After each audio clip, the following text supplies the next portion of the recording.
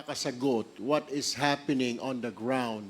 Yung mga yung nagtatanim ng palay, bakit mahal ang palay, bakit mahal ang gulay pagdating sa palengke. Kasi basing po in our investigations, in our research, ang farm gate po ng mga vegetables mura. Pagdating po sa palengke, nagmamahal.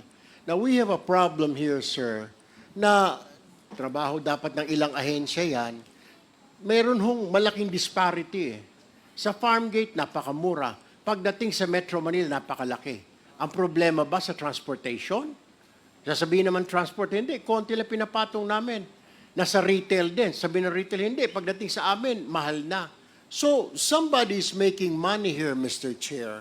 At ito po ang kailangan nating marinig. Itong mga tao na ito, yung mga farmers po natin, yung mga traders natin, vendors association, transportation, etc., etc., kailangan po nating marinig. Therefore, Mr. Chair, may I respectfully move that representatives from this private business sector be invited to attend the committee hearing in order to hear their inputs, insights, and valuable information that might be helpful for these proceedings, Mr. Chair. So moved. Second the motion, Mr. Are there Chair. any objection? Hearing none, the COMSEC is hereby, and please get a list from Congressman Tulfo as well as from DA who would know their stakeholders. So, are there any objection? Hearing none, same is approved. May I recognize, of course, the intelligent mayor of Marikina. Mr. Chair. Yes. Well, I noticed that the Philippine Competition Commission is not present. They were invited. Oh, okay. There's a letter. With your indulgence, Chair Joey, yes, we did invite a representative from PCC, and we are in receipt of a letter informing us of their regrets of not attending since they have an equally important event. But they rest assured they will be very much willing to attend the next hearing. Yes, so, well, the PCC has original and primary jurisdiction over cartels, so they're very important. And as well as the DOJ has an office of competition, OFC. Jerry C. Si Jerry C ba yun? Is Jerry C Oh, in he's charge? no longer there. Wala na si Yusek C. Wala na yata. Wala nang ME dun. Yeah, well, I'm not sure, but I'm there's an joking. office that that works with PCC for the criminal liabilities on cartel cases. Thank you. Mr. Chair, thank you. Just to read, Philippine Competition Commission, November 26, Honorable Wilfredo M. Imbarrigan. The PCC remains 10, however, due to short notice, and with the commission meetings set for November 26, I'm unable to personally attend the same, and our senior personnel cannot attend the deliberation due to prior commitments which can no longer be moved. To reiterate, PCC recognizes the integral role of the agricultural sector, blah, blah, blah. As such, the Commission commits to providing technical assistance in participating in any subsequent hearings to be conducted by the committee. Is there any motion to summon all documents pertaining to the hearings of the PCC with respect to its investigation into I keep reading that they've been investigating cartels in rice and other agricultural products. Mr. Chair, there is an ongoing investigation on the onion cartel, and I believe it is on adjudication at the moment. So malapit na po matapos yung case. So But yes, with I respect agree to with you. rice, With respect to rice, parang wala yata. so the chair moves. Can you support me? Yes, I second, Mr. Chair. So the COMSEC, please summon all documents pertaining to all investigations and all other deliberations made at Philippine Competition Commission with respect to rice cartels. So at least we did something with their absence. So at this point, may I now call on PSA to put us in the proper perspective or where we are with respect to food prices. You have a presentation? I don't have a presentation, Mr. Chair. But Okay, we will listen to you. Okay. Thank you, Mr. Chair. Thank you. Good morning to everyone. As mentioned earlier in the presentation, the food prices, both from the farm gate, wholesale, and retail are available in the PSA. And as also mentioned earlier in the presentation, we have increasing prices for some. I would like to mention our farm gate prices. For palay, we have 20.51 pesos per kilo for October 2024. And from that 20.51 pesos per kilo palay price, we have actually 44.71 pesos per kilo regular milled rice at wholesale, meaning there's a gap between the farm gate price and the wholesale price. And then when we go to the retail price, we have 50.22 pesos per kilo for the regular milled rice, still for October 2024. So I agree, Mr. Chair, with your earlier connotation that there's a gap between the farm gate, wholesale, and retail prices, particularly with respect to rice. As to the inflation for the rice inflation has been increasing from March. The rice inflation has been decelerating rather from March 2024 to September 2024 or for 7 consecutive months, but it increased in October 2024 at 9.6%, but that is also because of what is mentioned earlier, that the inflation is based on the growth rate or year-on-year growth rate of the consumer price index for the current period in comparison with the consumer price index in the same period of the previous year. The reason of the increase of inflation, particularly for rice at 9.6% in October 2024, is due to the increase or to the higher or to the lower inflation in the same period of the previous year, October 2023. As you may remember, the President has imposed a price cap in September 2023 last year, so it reflected with lower inflation in October 2023, which in effect increased the inflation due to base effect in October 2024. Thank you, Mr. Chair. I wish others can ask this question. Despite the decrease of tariffs from 35 to 15, you had a 9% increase in rice prices? Yes, Mr. Chair. Do you have, I'm sure that PSA subsume what, SRTC? Did you subsume the SRTC or all the other, like NSCB? The PSA is composed of the four statistical agency, Yes. the NSCB, the BAS, Bureau of Agriculture So kayo sa Statistics. numero lang, pero yung mga analytics, where does it lie within the new PSA? Come again, Mr. Chair. I'm sure you are in charge of doing the periodicity as well as, of course, the basket, etc., and where to take all the samples. So Yes, where Mr. does the analytics come in? Where in the entire PSA? Who can explain to me, despite the decrease in tariffs from 35 to 15, still you had a 9.6% increase in rice prices? That's impossible. Harvest season pa.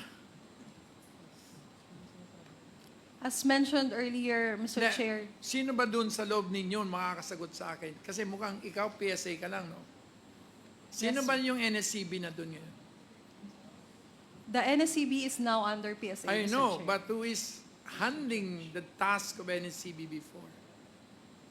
The guys who do all these studies, whenever there is, how do you call it, PES, you make presentations in the BSP, all those sorts of things.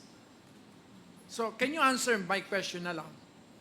Mr. Chair, as mentioned earlier, the increase in the inflation of rice is because of base effect. As mentioned, What is the base last year? It went down in November last year. It went down in October last year because of the price cap set by the President in September 2023. Therefore, due to the lower denominator, the inflation is higher in October 2024. So price cap. Yes, Mr. Chair. Oh, I wish you can present it here. That's the problem if you don't have a presentation. So what was the price cap? 24? 36? Price cap last year. 45, Mr. Chair, last year. Oh, September 45. Eh, 44 naman yung sinabi mo ah. Parang layo yata, ma'am. Because there was a 35% decrease in tariffs. And therefore, if it's 44 versus 21, and the price cap last year was 45, so how can there be 9.6%?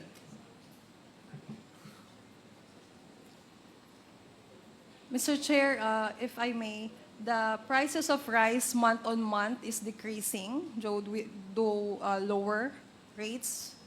Yes, It's between pre-tariffs, post-tariffs. Ano yung...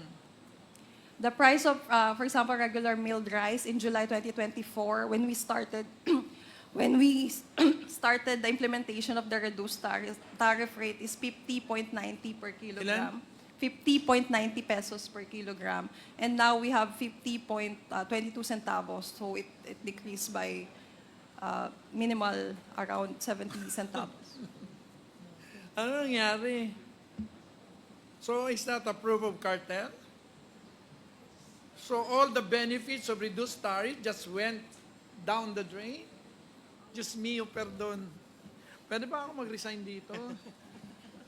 Mr. Chair, Mr. Chair, Yes. Mr. Chair, recognized right here, Mr. Yes, Chair. Congressman Tulfo, then Congressman Briones, who is from the Agri. Basing on our investigation, my office, yung tariff po, parang instead of magkakaroon po ng savings, hindi ho napupunta lamang po doon sa importers natin. We're talking about tariff doon sa import.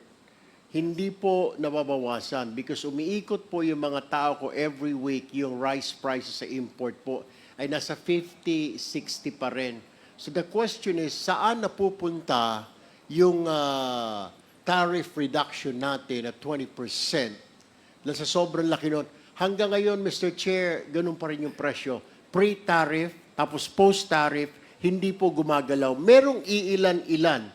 Pero pag bumili ka na sinasabi ng PSA na 44, 45 pesos per kilo, bibigyan ka lamang ng 3 kilo. Pero pag 60 pesos o 50 pesos ang binili mo, kahit ilang sako, bibigyan ka ng retailer. So we really have a problem na ma-manipulate na ang presyo, Mr. Chair. Thank you for that input. May I recognize Congressman Briones of the Agri sector? Good morning, Mr. But Chair. of course, you are with respect to livestock. Ha? No. Yung pong executive order na ibinaba ang tariff from 35 to 15, hindi lang po noong July. Panahon pa po ni President Duterte, Executive Order 171 or 170, matagal nang ibinaba yung tariff. So, yun, nung July, ito yung extension na ginawa ni Presidente BBM na Executive Order 62. But in spite of that reduction na ng 20%, ang presyo ng bigas ngayon nagre-range from 55 to 63 pesos. Mukhang mas mataas pa nung dati. So, at nawalan tayo ng revenue na 16.3 billion. So, sinong nakinabang? Mukhang ang nakinabang dito, yun lang mga importer or yung nagkakartel ng bigas. Ito yung sinasabi natin na dapat meron tayong suggested retail price na binibigay ang NEDA or ang DA na makompute magkano ba ang landed price ng imported na bigas. Magkano ba ang tariff, magkano ang lahat ng gastos, and then malalaman natin kung ano talaga ang ang dapat tubuin ng importer at malaman natin yung pwedeng ilagay na suggested retail price. Para at least namomonitor natin kung masyado bang malaki ang kinikita ng ating mga importer. Even sa pork, ganun din ang nangyari. At continuously binaba yung tariff from 35-40, naging 15 to 25 yung based sa minimum access volume at saka yung in quota and out quota. Pero mapapansin natin, even sa pork, yun pa rin or mas tumaas pa ang presyo ng pork ngayon. Na kung tutusin, yung presyo based sa aming farm gate price ay 300 pesos lang. Pero sila nagbebenta rin ng mas mahal pa doon sa presyo ng lokal. So, talagang dapat talaga magkaroon, matagal ko na ito sinasabi, na magkaroon ng suggested retail price na pinag-aralan ng NEDA at pinag-aralan ng DA based doon sa dapat na mapapatong doon sa farm gate price sa local at imported price, From PSA will go to Lionel. landed cost na imported products para Pero meron malaman dalawa. natin yung dapat na suggested retail price. Yung price cap, hindi pwede yun. Talagang lalong masisira ang merkado kung price cap ang ating gagamitin. Thank you, Mr. Chair. Thank you. May I call on Congresswoman Ditse Tina Pancho? Ma'am? Yes, Mr. Chair. Mr. Chair, kasi dito po nadidiscuss yung climate change, high quality seeds, even the machineries and irrigation systems. Pero yung regular activities ng mga smugglers, hindi po yata ninyo na-mention. Kasi like in our committee hearing po in agriculture, ang dami po dong naging meeting and discussions with smuggling activities. Siguro naman by this time, alam niyo na yung short list ng mga smuggler. Meron po ba kayong ginawa dong legal activities man lang o legal case against these smugglers? Sino pwede tanong? May I know kung kanina mo? Of course, it cannot be PSA. It has to be ASIS or NFA. Who would be? Department of Agriculture, USEC, Perez. May I call on anybody who is in enforcement at BPI? Is BPI around? Glenn, Mr. are Chair, you here? Can you answer? Of course, BPI. All rice goes through the SPSIC through the BPI. Yes, Asis, you want to answer? Mr. Chair, we have the head of our Inspectorate and Enforcement, Asik Karag, who is in charge of this matter. May we May- request him to respond? Where is he? He's present, Mr. Chair. May please give him a seat and please take your oath. Sir, you can even hear. Comsec, please administer the oath. Sir, please stand up. Sir, I stood up and took the oath a while ago, sir. Oh, okay, that's good. So you have taken your oath. So what is your answer to Congresswoman Ditse Pancho?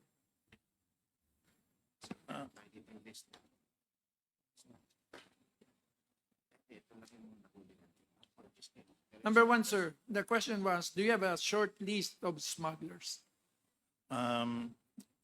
Your Honor, we have a long list of smugglers. All right. So The- do you want it now? Kahit yung short list lang po. Ma'am, May long list. Any legal case against these smugglers? Hindi. Yung nga short list, baka wala kayong ginawa eh. Ma'am, may I just reiterate a few other things prior to actually answering the question. Our problem, ma'am, is the Inspectorate and Enforcement of the DA has no mandate for actually law enforcement. See, we are only under the office of the Secretary.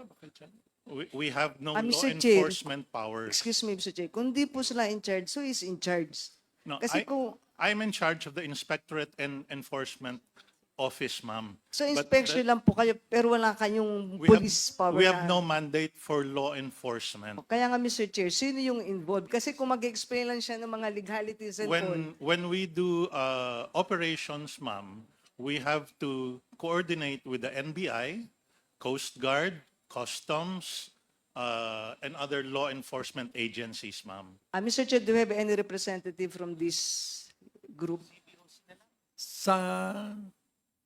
Are you not in the first border? We are in the first border as regulatory agencies, sir. Either BPI, BFAR, BAI, and MIS. You just ensure that biosafety. Yes, sir. Food safety. So- We have no powers for law enforcement. Siguro, That's not Mr. under Chair, our mandate. Would kung you sino like, yung may mandate. Kasi useless lang po kung mag-explain po kayo eh. Ang gusto po natin makita kung ano naging action against these smuggling activities. Kasi ang dami po namin committee meeting under Chairman Envergad, pero wala naman po yatang ginawa. So, kahit mag-create po tayo ng multiple committees, I think it's useless. anyway, at this point, before you answer, the chair hereby, how do you call that? Ask for the submission of your long list of suspected smugglers. Do you have it? Sir, these are only the cases of the people that It's okay. We will not. that we have caught. We might go into how do you call that? A closed hearing. So we just have. But anyway, if you don't submit that, but our rooms are full, so you're safe with me. So can you just submit to the committee secretary? We will just take that upon advisement. Meaning to say, it's not something like it's a finite or it's a definite list of smugglers. So at least give us a lead, give them a time to defend themselves. Yes, Your Honor, we will do so. May I now command the COMSEC to please get the list, but don't publish until we give them a chance to taste our detention centers. Mr. Chair, Yes. One- Before you go there, ma'am, global rice prices went down from 574 per metric ton to 496 per metric ton.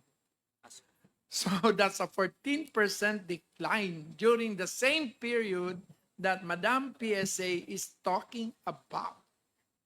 So how, and even if the peso went down from 58 to 59, so how the hell are we in 55 pesos per kilo of rice?